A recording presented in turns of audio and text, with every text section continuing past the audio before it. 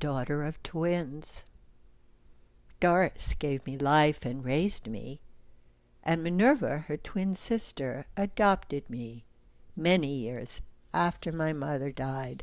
When I was 64, Minerva was 91. The twins identified strongly with each other their whole lives, even dressed alike well into their teens. They didn't look alike or sound alike, but they said a lot of the same things. Because Doris was the more mellow of the two, when Minerva spoke, it was like having an actor with a bad attitude read my mother's lines. Doris married first and had a baby, my brother Sam.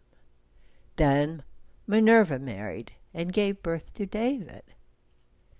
The score was even, but not for long. When the doctor told Minerva she couldn't have more children, she became resentful, not toward my mother for outbirthing her by having a daughter, but toward me for being that daughter. She never liked me, and the feeling was mutual. A few weeks after my mother died at age 79, Minerva's 53-year-old son died of a stroke.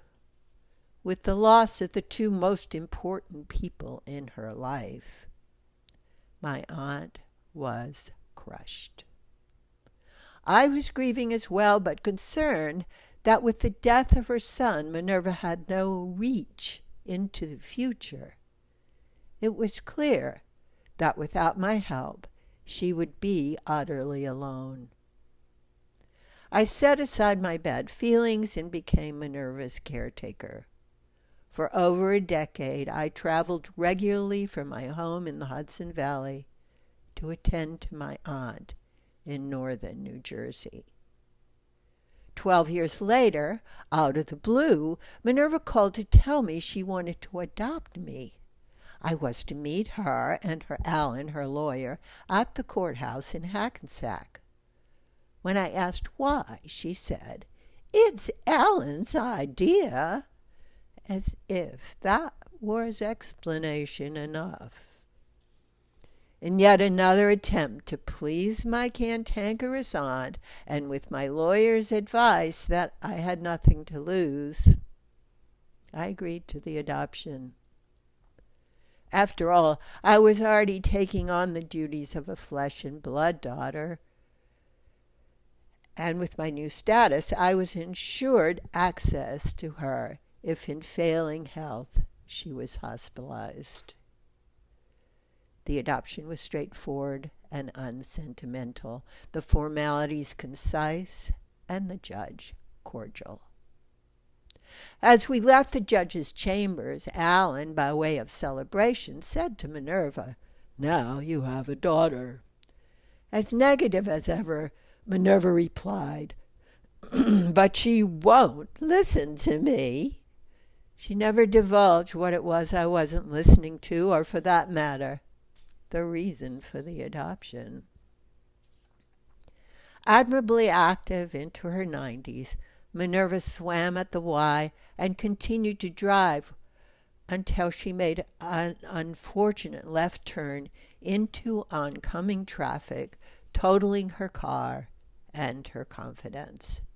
After that, I drove her everywhere she needed to go.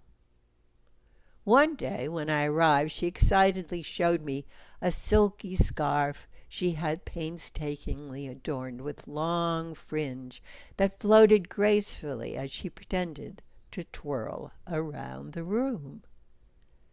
The gift of creativity had momentarily awakened in her a long dormant girlish glee. It was a privilege for me to glimpse what had been. Minerva was an unusual combination of generosity and meanness. She replaced my car when it broke down, propped up my finances when my freelance work hit a lull. At the same time, she continued to find fault with me. Only once near the end of her life did she say, "I don't know how I would manage without you." Unaccustomed to praise from her, I gratefully thanked her. "Well," she said, "if I'd known it meant so much to you, I would have told you sooner." She never mentioned it again. Minerva died in her 95th year on Valentine's Day, on the second day of the first vacation I'd taken in years.